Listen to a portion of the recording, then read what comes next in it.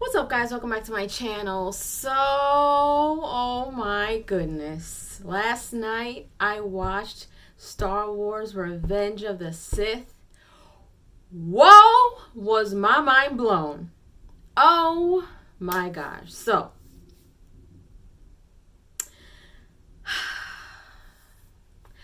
where do I begin?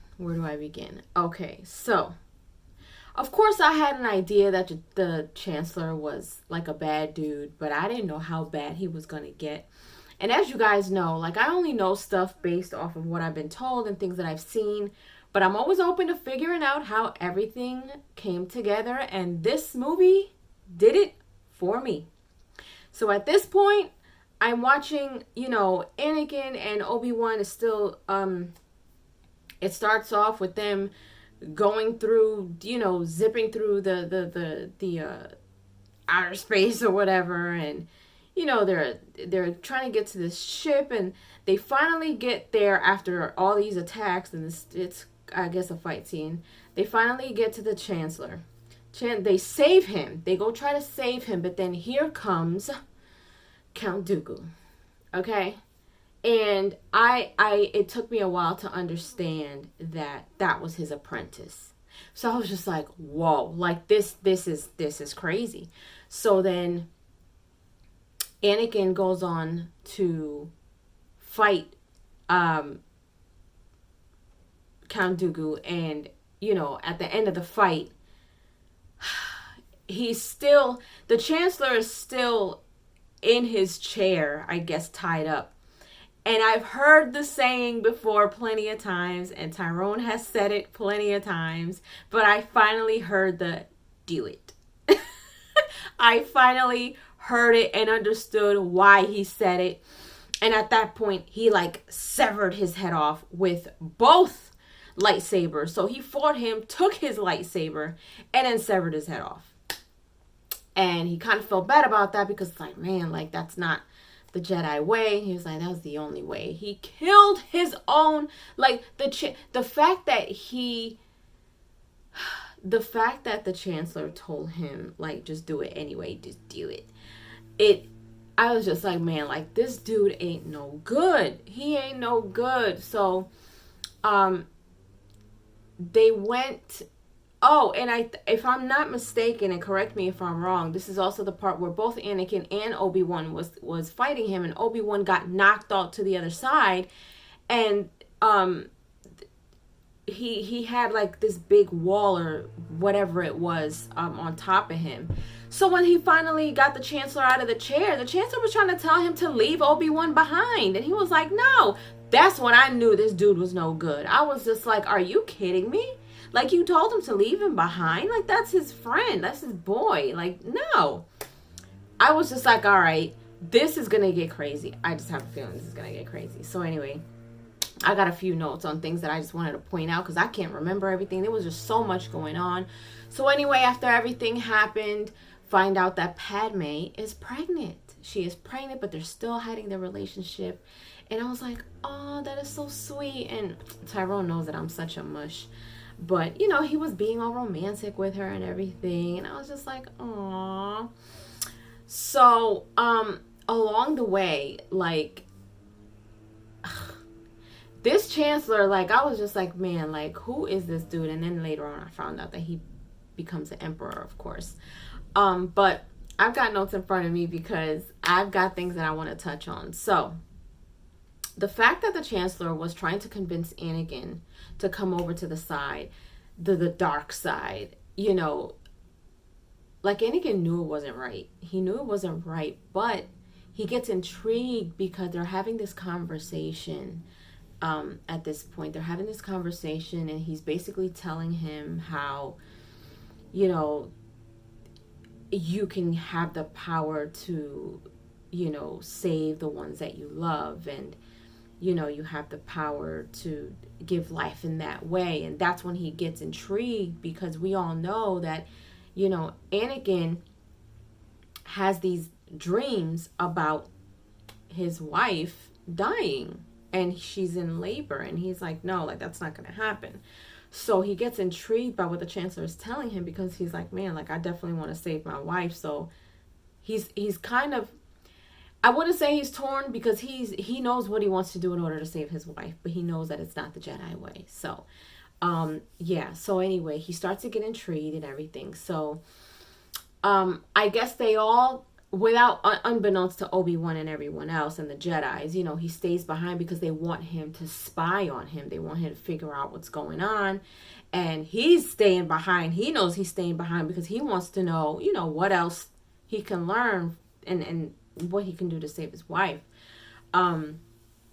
So anyway, you know, he stays behind and everything, and stuff starts to happen.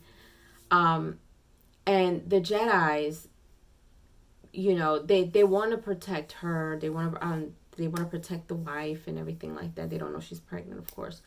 But anyway, they sense that something isn't right. Something's not right. Something's not right. They know it. So anyway, I'm just like jumping around here. So another part, when things start to go chaotic and they start to kind of understand, like, the Chancellor's not right, something's wrong. One of the Master Jedis, Samuel L. Jackson, he goes and tries to find the Chancellor. Finally found him because he's starting to figure out, or he did figure out, that something wasn't right. He goes to try to find him. He needs to kill him. While he's there, Anakin is there. Anakin is like torn at this point, because he's like, man, like, that's my master, one of my, you know, Jedis, and he knows that he is so close to being a Jedi master, but he's being intrigued to get to the dark side, so he's torn. He's watching them fight. So then, of course, the Chandler goes and they're fighting against each other, and, you know, he's got him cornered.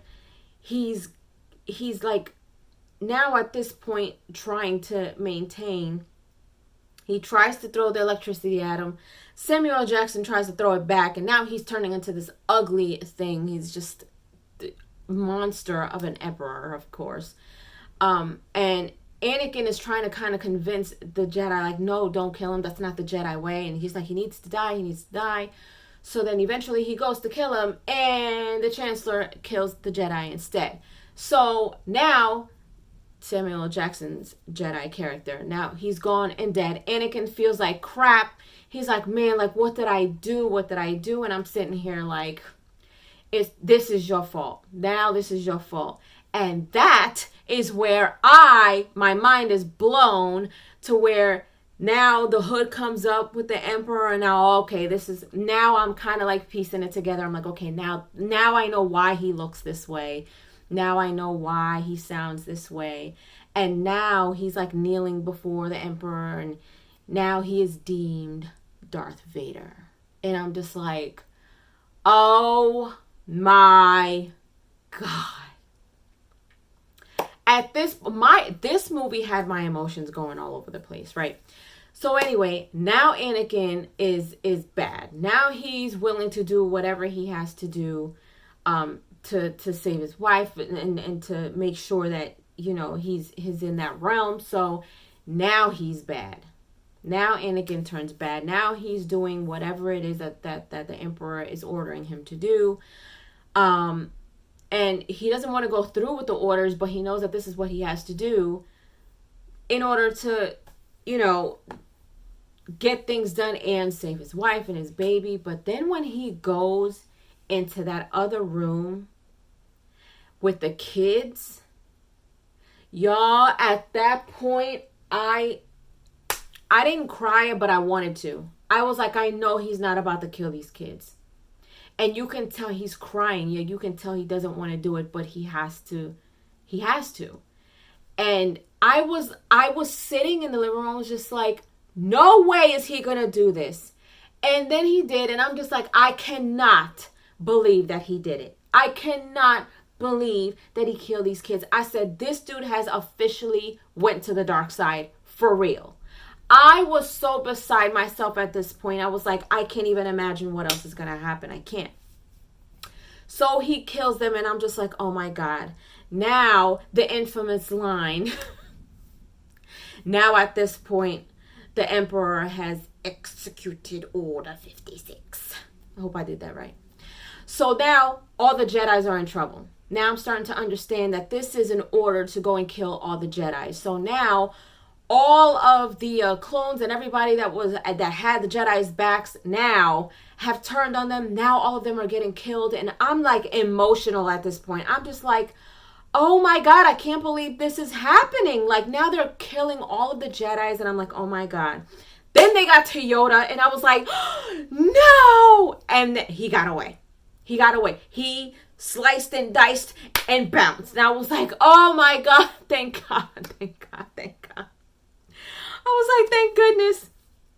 So now, the Yoda is now feeling all these bad things. Now at this point, I feel like he knows that Anakin has turned to the dark side, but he doesn't want to tell Obi-Wan Kenobi. Obi-Wan is now trying to he's trying to figure out where Anakin is and what's going on and who's behind this.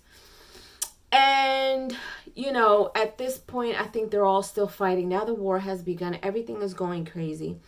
Padme is at one point staring off to the temple, and she's watching it, like, basically go up in flames. CP3O comes up and says, I'm pretty sure he's fine. He's been told to go to the temple. She's crying now because she feels that he might be dead, not knowing that he's behind everything. So I'm just like, oh, girl, if you only knew. I was just sitting here talking. I was just Tyrone was just laughing at because I was just, this movie had me like all types of emotions. Sad, mad, angry, lovey-dovey, everything. Okay. So now, Anakin is talking. Now, I'm sorry if I'm a little out of order. I'm trying to remember everything that I wanted to talk about. So now, Padme finds Anakin. She's glad that he's alive. He's basically telling her, like, look, I got to do what I got to do. I can't turn my back on the Republic. So within that conversation, at some point, I forget what he says, but she's now realizing what he's done. She is now realizing what is going on. He's starting to get upset. He feels that Obi-Wan and her are, going against him. He comes up, he sees him behind her. He chokes her out. I'm like, that's your pregnant wife. You choking her out? I'm like, this dude is far gone now. So, but before this, I think this is what happened before, is that, Yoda and Anakin are finally in the room, the records, the archives or whatever, and he doesn't want to tell him that Anakin is the one, but then he sees that Anakin is the one killing everybody, and he just cannot believe it. He cannot believe it. And that part was just like, oh man, like this sucks. So anyway, now Obi-Wan knows what he has to do. Anakin is pissed off. Now they get to fighting, and now I feel like Obi-Wan knows that he's got to kind of get him, So anyway, he tries to stop him, and the angrier he gets, I'm starting to understand that the more powerful he gets. So now everyone's fighting. Now eventually Yoda is fighting the Chancellor. And they're fighting, and at one point I thought that he was going to kill Yoda, but he didn't. Yoda got captured by the other Jedi.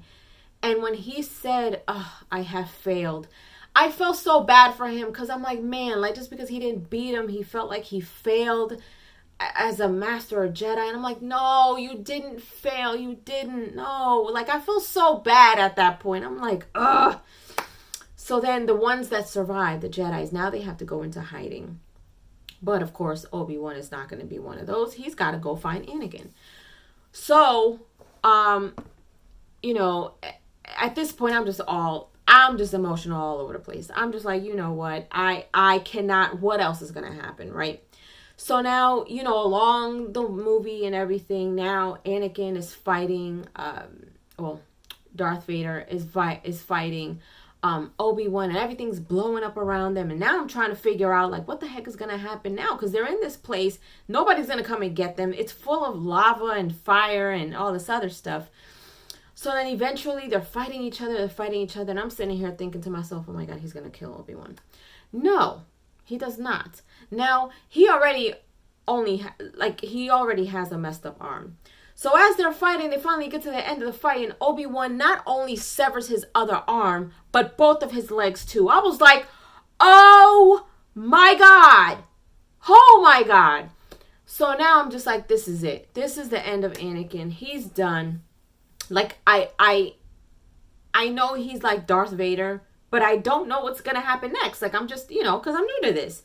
So he's basically like, Obi-Wan is like, I loved you. You're like my brother. Like, and he just left him there to die. Now he's all burning up and everything.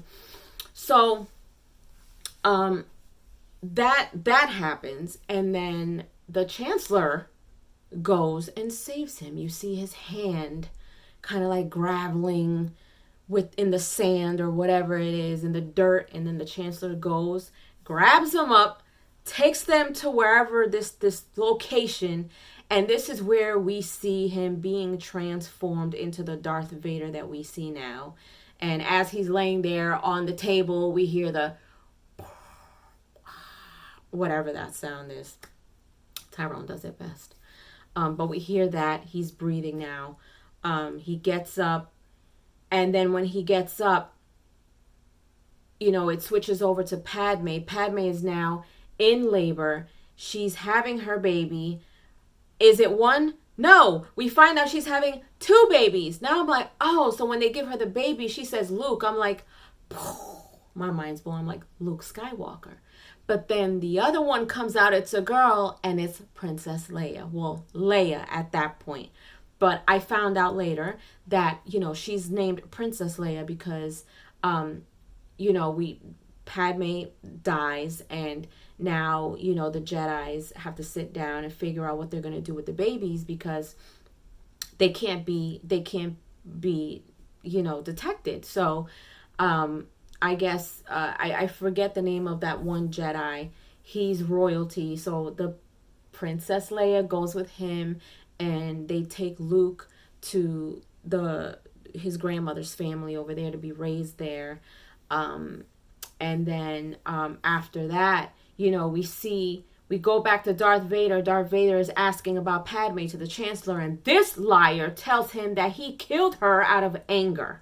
And he's sitting there with a smug look on his face after he said it to him. And I'm like, oh, this man is the devil himself.